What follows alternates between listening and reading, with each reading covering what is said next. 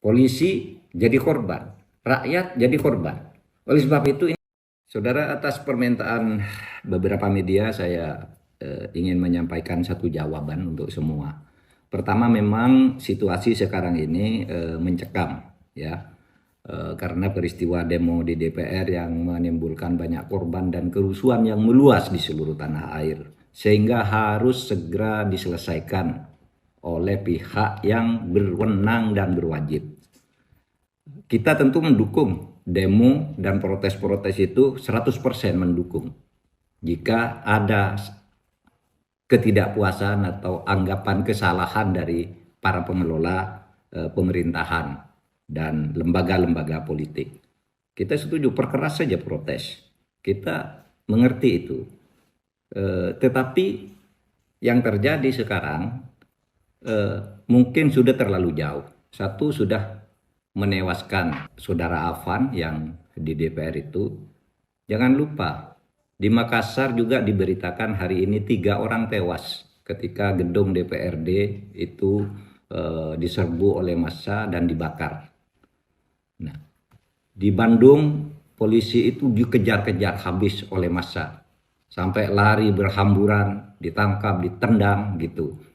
Itu sudah tidak sehat. Tetapi juga di gerbang Pemuda Sentral di Jakarta ada video beredar sekelompok brimob menangkap seseorang yang sedang demo, lalu dibawa ke flyover, dia sendirian dikeroyok, ditendang dan dipukul rame-rame. Banyak juga polisi yang berbaring di rumah sakit dalam keadaan luka parah. Bahkan ada polisi yang diculik dari Brimob Metro yang wajahnya luka luar biasa, bahkan badannya juga dipaku.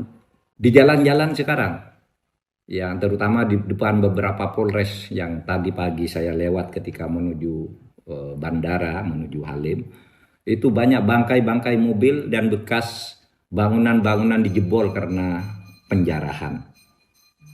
Oleh sebab itu, saudara, mari kita sadari bahwa ini tidak bagus, harus kita selesaikan. Para demonstran, saya tetap mendukung, tapi mari terukur juga agar negara ini selamat. Kepada petugas lapangan juga supaya tidak sewenang-wenang. Saya paham petugas lapangan itu terjepit. Di satu sisi dia harus bertugas mengamankan situasi, misalnya tidak boleh sampai pagar DPR itu jebol atau pintu-pintu tertentu di DPR jebol. Itu saya memahami, itu tugas aparat yang merupakan perintah dari atasan. Tapi juga dia di lapangan menghadapi massa yang sudah mulai sangat marah.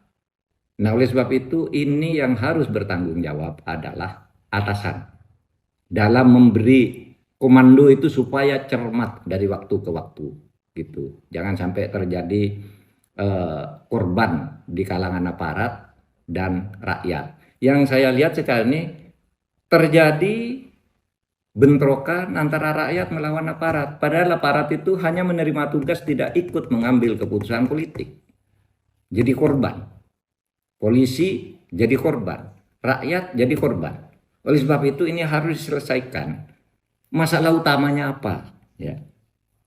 Masalah utama yang kita lihat itu adalah akumulasi kekecewaan memang. Ya, apa akumulasi kekecewaan itu? Kebijakan-kebijakan pemerintah yang banyak sekali menimbulkan protes di berbagai bidang.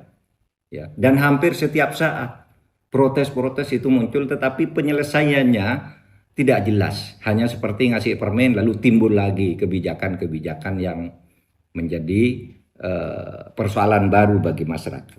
Kemudian banyak politisi yang arogan, tidak punya empati terhadap kehidupan masyarakat, sehingga menimbulkan reaksi yang kemudian memanas.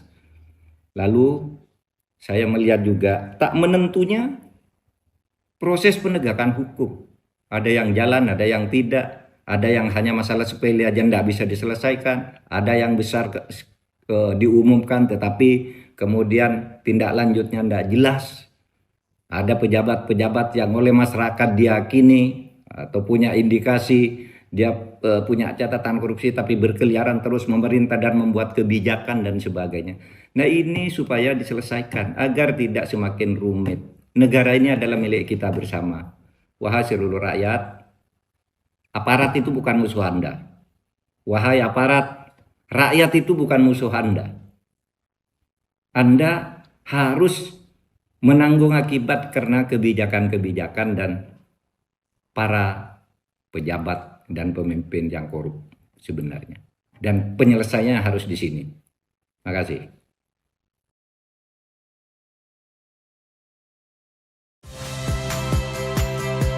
Saya Friska Clarissa.